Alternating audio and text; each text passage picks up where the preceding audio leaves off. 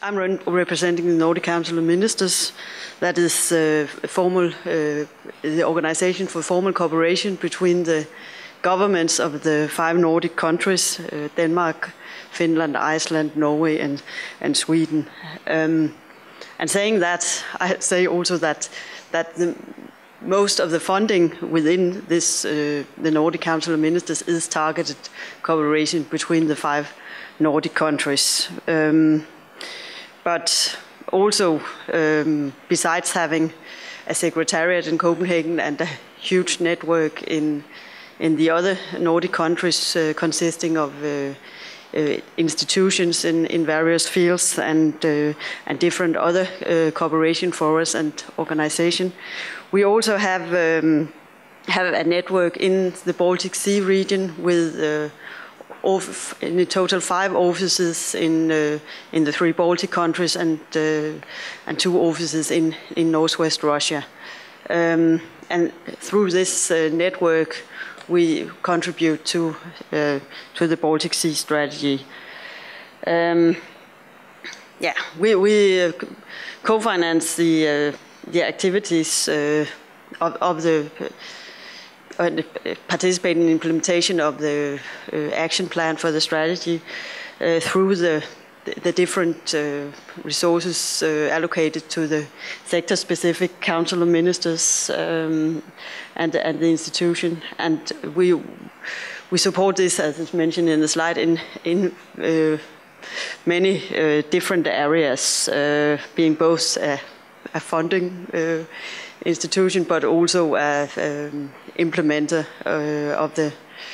of flagship projects and horizontal actions in the action plan.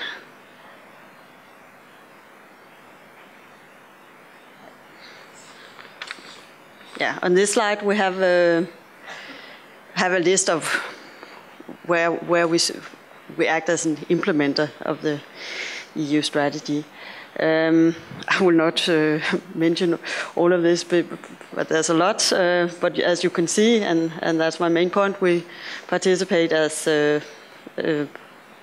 project leader of flagship projects, as partner in some projects, and also as leader together with the CBSS on a horizontal action on sustainable development and bioeconomy. And in addition to that, Nordic Council of Ministers also supports the implementation of the strategy by organizing together with others, including European Commission, different conferences, seminars, and meetings both in the region and also in Brussels.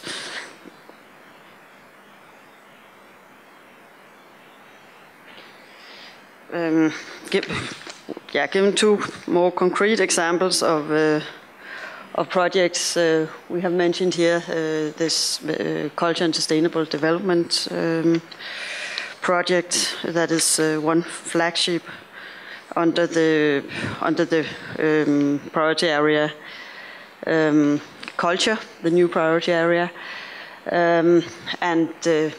here we act as an implementer and have allocated, I think it was 80,000 euros to this project, that where the ambition, of course, is to develop it into some maybe larger funding, or larger project also with EU funding.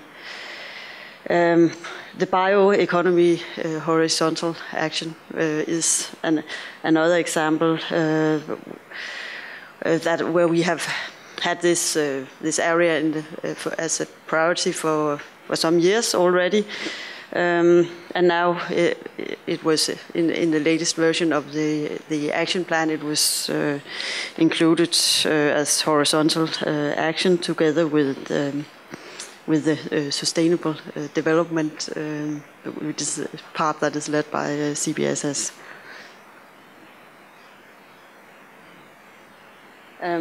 But to come to what most of you are probably interested in, the seed funding to projects.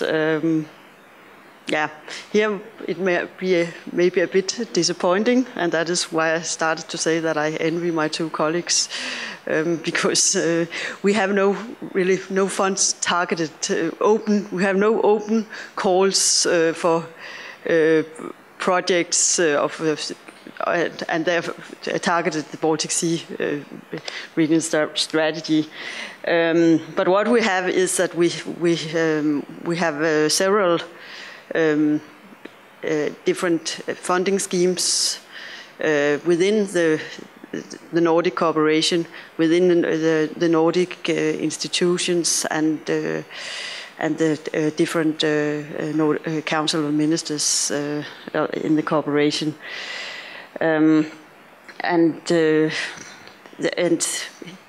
That I think is really the most important source of funding. What is mentioned here on the slide is a very small and limited seed money scheme, where the projects have to be targeted the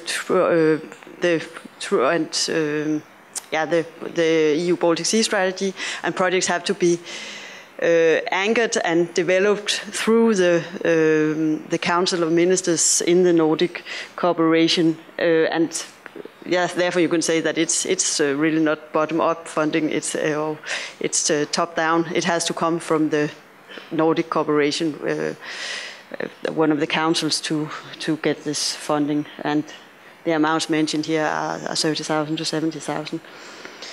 In addition to that, and we have mobility programs for cooperation between the Nordic countries and Estonia, Latvia, and Lithuania. These programs are open calls and can be used also as a kind of seed money for EU Baltic Sea strategy projects, but as such, the funding is not targeted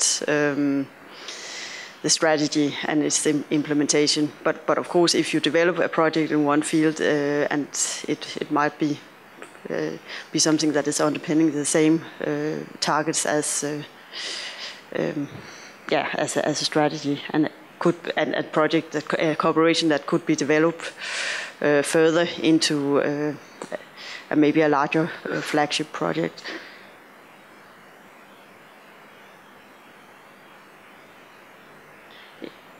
In conclusion, I hope this message have not been too disappointing, because there is actually lots of funding opportunities within the Nordic cooperation for partners in the 5 Nordic countries. And that is what I think you should look into if you're interested in these funding opportunities. For instance, the institution Nordic Innovation have some open calls. There's Nordic Culture Point have open calls. There's open calls within the cooperation in education and research. But of course, the application have to come from Nordic partners and be Nordic initiatives. And then in some cases, either these can be developed maybe further into projects that encompass partners from all Baltic Sea region countries, or maybe the projects may developed into something where you apply for EU funding for larger projects.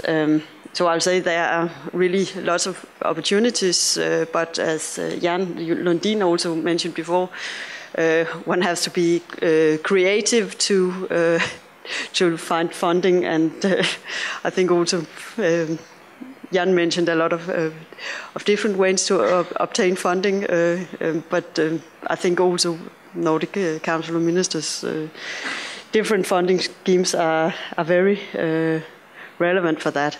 As a last remark, I should say also that there are, as you could see on the slide, and as I mentioned, some of them, there are already lots of projects that are receiving support from Nordic Council ministers, and some of them are also looking for maybe more partners in the region. So that is also something to look into if you're interested in this cooperation. Thank you.